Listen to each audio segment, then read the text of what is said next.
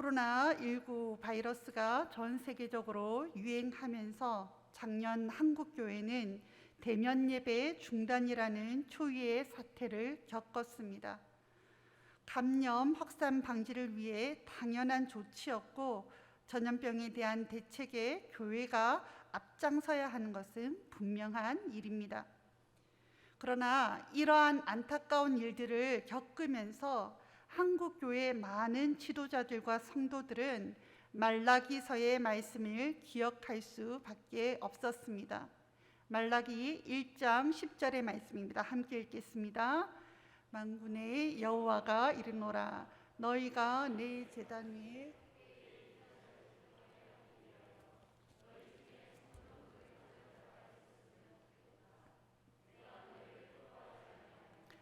너희가 손으로 드리는 것을 받지도 아니하리라. 아멘. 코로나 바이러스 때문에 피치 못해 교회가 대면 예배를 중단하게 되면서도 우리는 이러한 사태 이면에 우리의 예배가 하나님 앞에 드려질 수 없을 정도로 하나님께서 받지 못할 정도로 영적으로 잘못되고 있지는 않았나 하며 우리는 반성하며 되돌아보는 시간을 가졌습니다. 코로나가 유행한 지 1년 반이 지난 지금 감사하게도 백신이 개발되고 방역 지침도 그 유행 증가에 따라 확산 증가에 따라 세분화되어서 사회적으로도 많이 안정을 찾아가고 있습니다. 아직도 계속되는 변이 바이러스의 위험은 있지만 이제 우리나라는 서서히 위드 코로나 시대로 접어들 준비를 하고 있습니다. 위드 코로나 시대가 오면 교회 예배와 많은 프로그램도 정상화될 것입니다.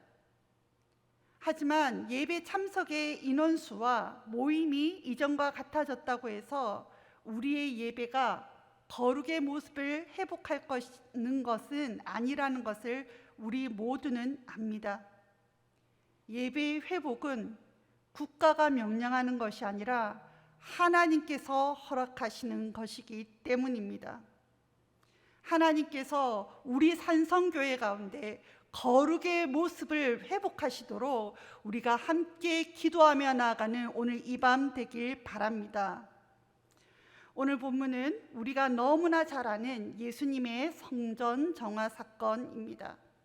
하지만 오늘 이 밤 하나님의 교회를 사랑하는 성도 여러분과 함께 말씀을 살피며 예수님께서 우리 교회를 치유하시고 회복하시고 하나님께서 우리 교회를 통해서 영광 받으시기를 소원하며 함께 마음을 모으는 시간 되길 원합니다. 우리 12절, 13절 말씀입니다. 함께 읽겠습니다.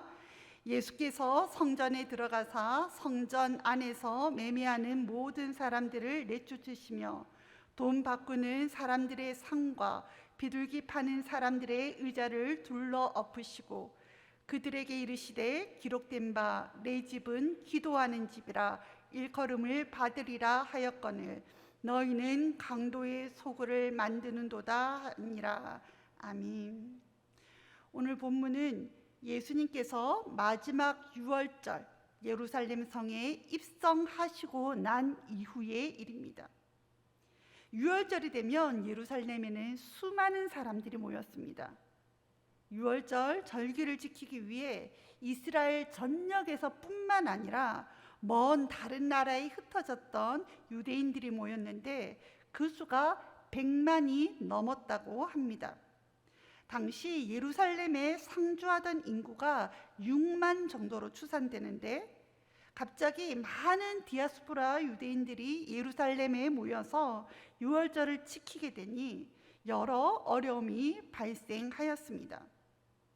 먼저 성전에 들어갈 때도 어려움이 있었습니다. 성전에 들어갈 때는 성전세를 내게 되어 있는데 먼 타국에서 온 디아스포라 유대인들이 자기네들이 살던 그 지역의 돈을 갖고 와서는 그 돈으로는 성전세를 낼 수 없었습니다. 왜냐하면 당시 로마와 각 지역에서 사용하던 헬라 화폐에는 황제인 가이사의 모습이 새겨져 있었기 때문입니다. 그래서 성전에 들어가기 위해서는 성전에서 사용하는 돈으로 바꾸어서 성전세를 내었다고 합니다.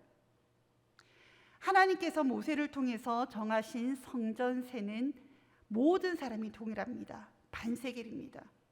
이 반세겔은 당시 이틀치 품삯 정도에 해당하는 금액이었다고 합니다.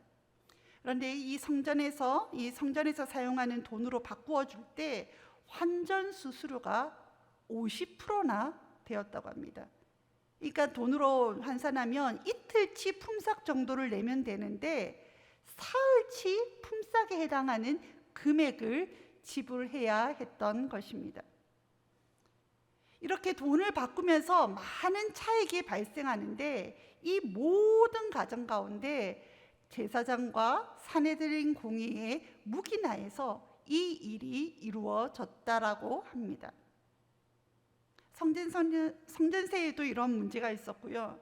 또 제사를 드릴 때 제사 드릴 가축의 문제도 있었습니다. 타국에서 살던 자들은 자신들이 살던 곳에서부터 그 가축을 데려오기에는 너무나 불편했습니다. 외국이 아니라 예루살렘 주변에서 살던 자라도 성전에서 판매하는 비둘기나 양이 아닌 외부에서 제물을 가져오면 제사장이 그 제물이 제사에 합당한지 아닌지 살펴보게 되는데 외부에서 가져오면 불합격 판정을 내렸다고 합니다. 이러한 관행이 있으니 사람들은 제물을 직접 가져오기보다는 돈을 가져와서 성전에서 가축을 샀던 것입니다. 이권에 밝은 상인들이 이러한 기회를 놓칠 리가 없겠죠. 그래서 성전 안에서 판매하는 양은 원래 가격의 10배가 넘는 높은 가격으로 매매되었다고 합니다. 작년 코로나가 우리나라에 처음 유행했을 당시 한국 교회는 성도들은 어떻게 해서든 대면 예배를 드리고 싶어 했습니다. 하나님의 전에 나와서 예배 드리는 것이 저희들에겐 당연한 일이 아닙니까? 그런데 세상은 우리의 예배에 대한 열심을 오해했습니다. 많이 들으셨던 소리가 무엇입니까? 세상은 우리에 대한 예배의 열심을 헌금을 더 걷기 위해서 모인다라고 많이들 오해했습니다. 왜 한국교회가 오늘날 이러한 오해를 받게 되었습니까? 과거의 한국교회는 사회로부터 존경받던 그러한 존재였습니다. 일제강점기에는 교회에 다니지 않던 자들이 교회가 나라를 위해서 기도하고 또 만세운동을 하고 독립운동을 한다라고 사회를 위해 그 귀한 일에 사용해 달라고 교회에 출석하지도 않으면서 거액의 헌금을 한 경우가 꽤 있었습니다. 일제강점기 때만 아니라 과거 60년대, 70년대에도 교회는 좋은 일을 하는 곳이라는 그런 사회적 믿음이 있어 가난한 자들을 위해서 사용해 달라고 교회에 돈을 맡기시는 분들이 있었습니다. 그러나 오늘날 교회는 그러한 평판을 받기 힘든 상황입니다. 왜 오늘날 교회가 이러한 오해를 받게 되었습니까? 사실 교회처럼 재정을 투명하게 관리하는 단체가 없습니다. 정말 예결산 다 해서 또 발표하고 우리 공동회의를 통해서 우리 정기당회를 통해서 우리는 재정 내역을 보지 않습니까? 그럼에도 헌금을 위해 교회가 모이려고 한다라는 그러한 오해는 왜 생겨났을까요? 그것은 교회가 하는 일에 교회가 모이고 교회가 기도하고 교회가 하는 그 모든 일에 영적인 생명력이 없기 때문이 아닐까 생각합니다. 세상에서는 교회가 모이는 것이 과연 사회에 무슨 유익이 있는가, 왜 모이는가 그들은 이해하고 있지 못한 것입니다. 예수님 당시 성전 안에서 돈을 바꾸어 주던 환전상과 비둘기 팔던 자들은 어떻게 보면 제사에 필요한 자들이었습니다. 먼 곳에서부터 예배드리러 오는 유대인들은 이들이 없었다면 제사 드리기 힘들었을 것입니다. 그래서 원래는 먼 곳에서 오는 디아스포라 유대인들을 위해 예루살렘 성 인근의 감람산 부근에 환전소와 가축 판매의 장소가 있었다고 합니다. 꼭 필요한 곳이지만 그 행위 가운데 정말로 예배를 위한 섬김이 아니라 인간의 욕심과 인간의 편리함만을 추구하게 되었을 때 지금 예수님께서는 분노하시며 그들의 장사하는 상을 뒤엎을 수밖에 없으셨던 것입니다. 하지만 여러분, 우리 예수님께서는 편리함은 필요 없다 하시고 율법을 위해서는 무조건 과거의 불편함을 고수해야 한다라고 말씀하시는 분이 아니십니다. 예수님께서 분노하시는 이유는 지금 성전에서 행해지는 일이 생명과 아무런 관련 없는 일이었기 때문입니다. 성전은 만민이 기도하는 곳이어야 하는데 지금 성전에서 소란스럽고 성전에서 행해지는 그 가장 큰 시끌벅적한 일이 기도하는 일이 아니라 사람들의 편리와 그리고 그 속에 사람들의 이권을 위한 그런 추악한 모습이 있었기 때문에 지금 예수님께서는 분노하고 계신 것입니다. 사랑하는 성도 여러분, 성전에서 일어나는 모든 일 가운데는 생명의 역사가 있어야 합니다. 그것이 정상입니다. 우리 교회에서, 우리 산성교회에서 일어나는 모든 일 가운데 생명의 역사가 있길 바랍니다. 교회에서 차량 안내하고 교회 청소를 하더라도 그 가운데 하나님에 대한 은혜와 감격으로 우리가 섬길 때에 우리의 영은 살아나게 됩니다. 우리가 함께 모일 때 다른 지체들을 돌아보며 서로 격려하며 힘을 얻는 역사가 우리 교회 가운데 일어나야 합니다. 감사하게도 이제 9월이 되어서 여러 가지 모임이 다시 시작되고 있습니다. 물론 코로나라서 많이 어렵고 힘들고 소규모이긴 합니다. 하지만 우리 산성교에서 시작되는 제자반과 사역반을 비롯해 모든 프로그램들 가운데 하나님께서 하시는 역사를 경험하는 우리 산성교회 되길 바랍니다. 하나님께서 우리 산성교회에 허락하신 모든 그 일들은 하나님께서 우리를 위해서 준비해 주신 은혜의 통로임을 믿습니다. 하지만 이 모든 과정 가운데 은혜가 사라지고 프로그램과 제도만 남았다면 그 좋은 프로그램 또한 예수님께서 교회에서 사라지게 하고픈 것이 될 수 있음을 우리는 또한 잊지 말아야 할 것입니다. 사랑하는 성도 여러분, 여러분이 지금 우리 교회에서 몸담고 있는 일이 무엇입니까? 여러분이 속해 있는 공동체가 어떠한 곳입니까? 여러분이 있는 그곳에서 모든 일 가운데 하나님의 은혜와 하나님의 회복과 하나님의 생명의 역사가 일어나길 소원하는 저와 여러분 되길 바랍니다. 두 번째 함께 생각하며 기도할 내용은 우리가 함께 예배하며 섬겨야 할 자들에 대해서 나누고자 합니다. 14절 말씀입니다. 맹인과 저는 자들이 성전에서 예수께 나오매 고쳐주시니. 아멘. 예수님께서는 성전에서 장사하던 자들을 내쫓으신 후에 맹인들과 저는 자들을 고쳐주셨다고 마태는 기록하고 있습니다. 성전에서 고통 가운데 있던 자들이 회복되는 일을 하나님께서는 얼마나 기뻐하셨겠습니까? 우리도 하나님께서 기뻐하시는 일에 함께 기뻐하고 감사하는 것이 당연한 줄로 압니다. 그런데요, 이 14절 다음 구절인 15절은 당시 상황을 이렇게 기록하고 있습니다. 함께 읽겠습니다. 대제사장들과 서기관들이 예수께서 하시는 이상한 일과 또 성전에서 소리질러 호산나 다윗의 자손이여 하는 어린이들을 보고 노하여. 아멘. 방금 15절에 나오는 대제사장과 서기관들은 어떤 자들입니까? 그들은 하나님의 말씀에 대해서 가장 잘 아는 자들입니다. 늘 성전에서 지내며 성전이 어떠한 곳임을, 성전이 어떠한 곳이 되어야 함을 잘 아는 자들입니다. 그럼에도 불구하고 그들은 이렇게 생각하였습니다. 예수께서 하시는 이상한 일. 대제사장들과 서기장은 예수님께서 생명과 상관없이 장사하는 자들을 내어쫓고 고통 속에 있던 자들을 치유하고 회복하신 일이 이상한 일이라 생각하였습니다.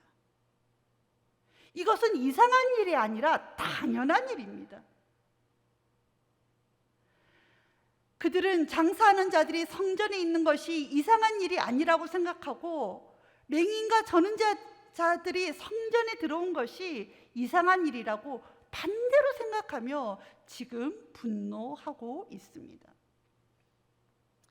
지금 보시는 그림은 예수님 당시에 있었던 헤롯 성전의 모습입니다. 성전 그 가운데 그 건물이 보이고 또 주위에 넓은 뜰이 보이시죠?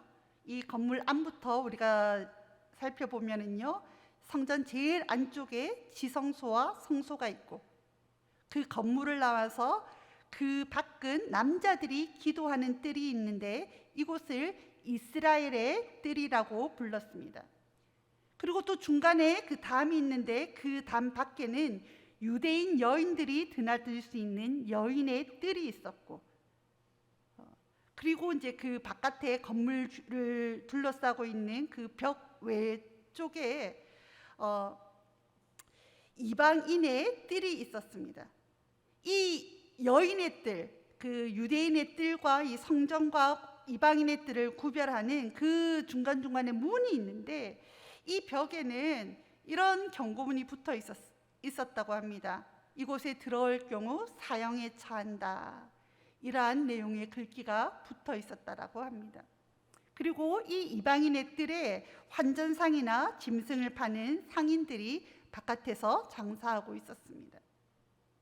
그런데요, 원래 성전에는 장애인이나 여성, 이방인들의 접근이 공식적으로 제한되지 않았습니다.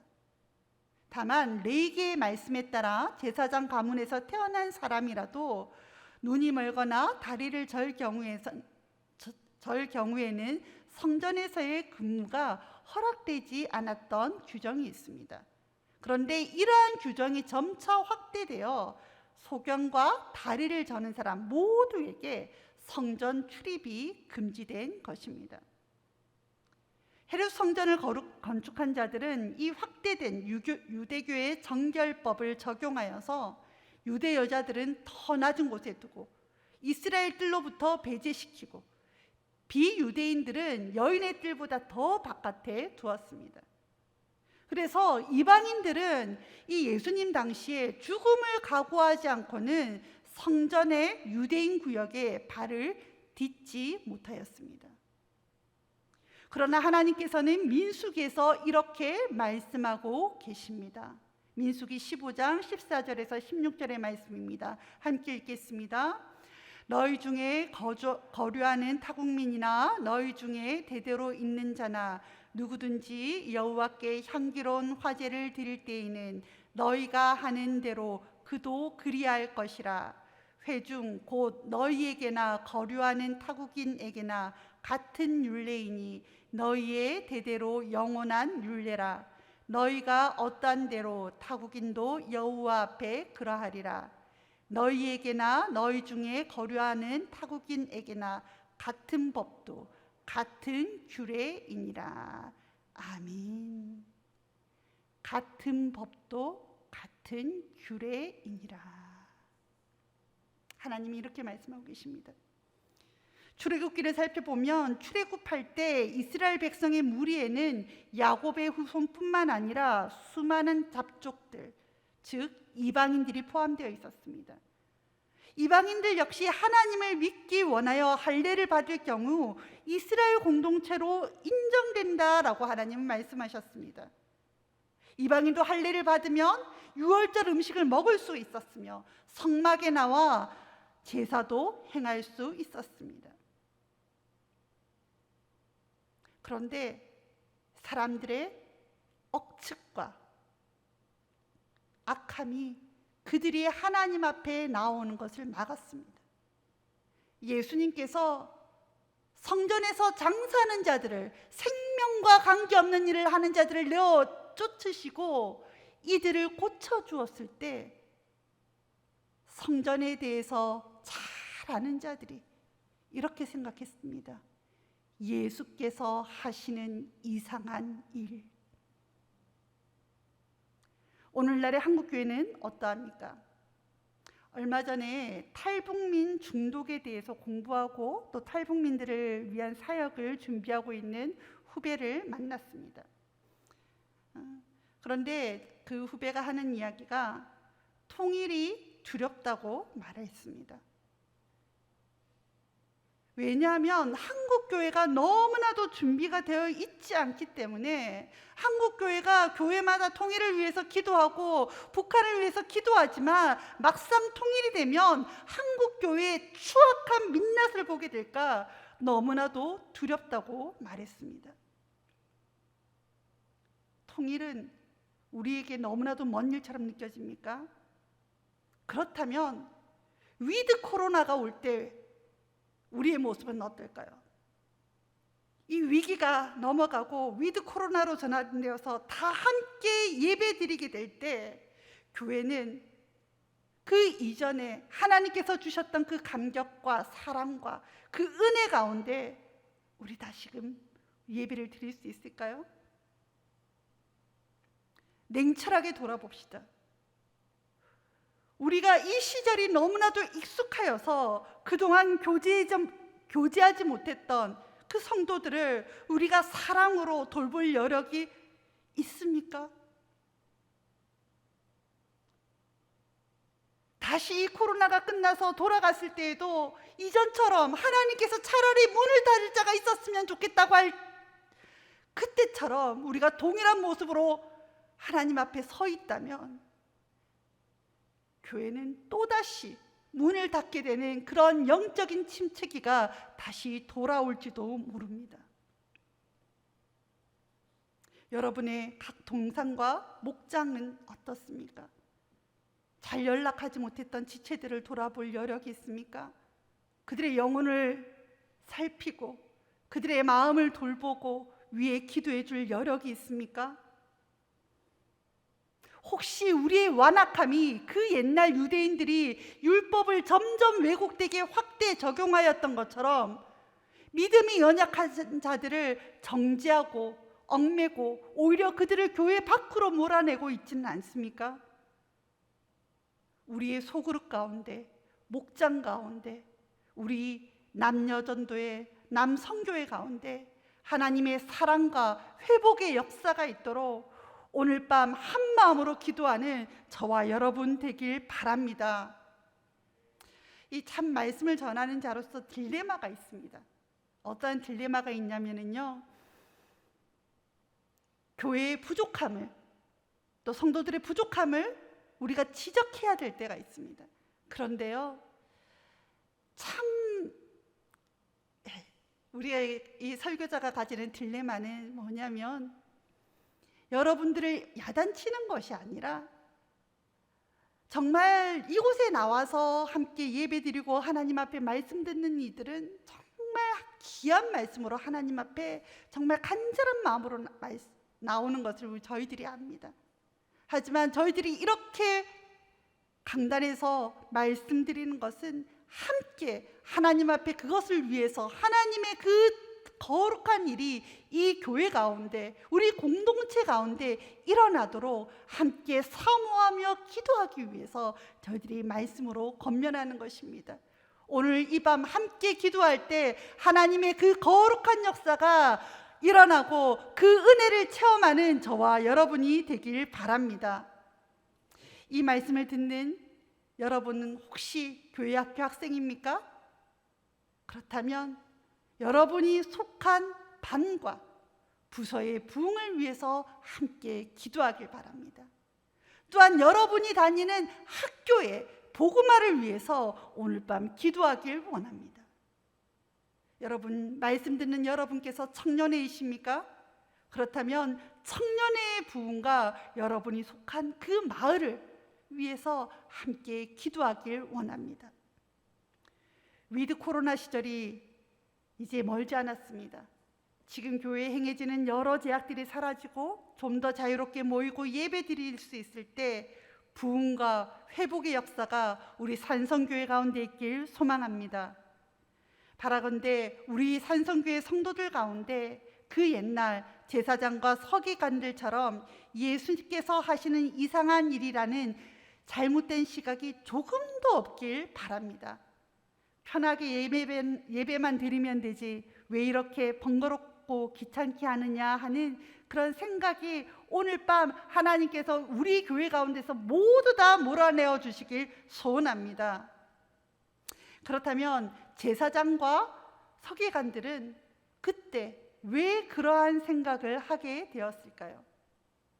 당시 성전은 사두개인들이 권력을 가지고 있었습니다.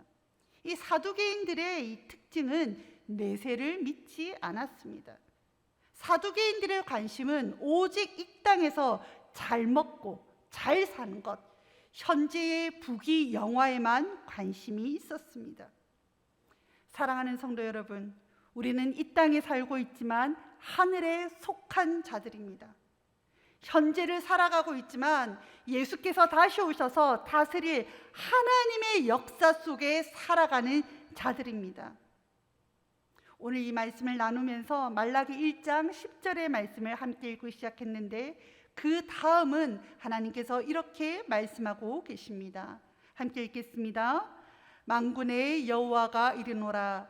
해 뜨는 곳에서부터 해 지는 곳까지의 이방 민족 중에서 내 이름이 크게 될 것이라. 각처에서 내 이름을 위하여 분향하며 깨끗한 제물을 드리니 이는 내 이름이 이방 민족 중에서 크게 될 것임이니라. 아멘. 사랑하는 성도 여러분, 이 땅에서 하나님께서 잃어버린 많은 영혼들이 각처에서 그 삶의 자리에서 그 무너진 자리에서 이 교회당에 나와 하나님의 이름을 부르며 예배하는 날을 사모하며 기도로 준비하는 저와 여러분 되길 바랍니다. 그리하여 코로나 위기 상황이 끝나고 자유롭게 예배 드릴 수 있을 때 하나님의 영광의 역사를 체험하는 우리 산성교회 되길 소망합니다. 기도하겠습니다.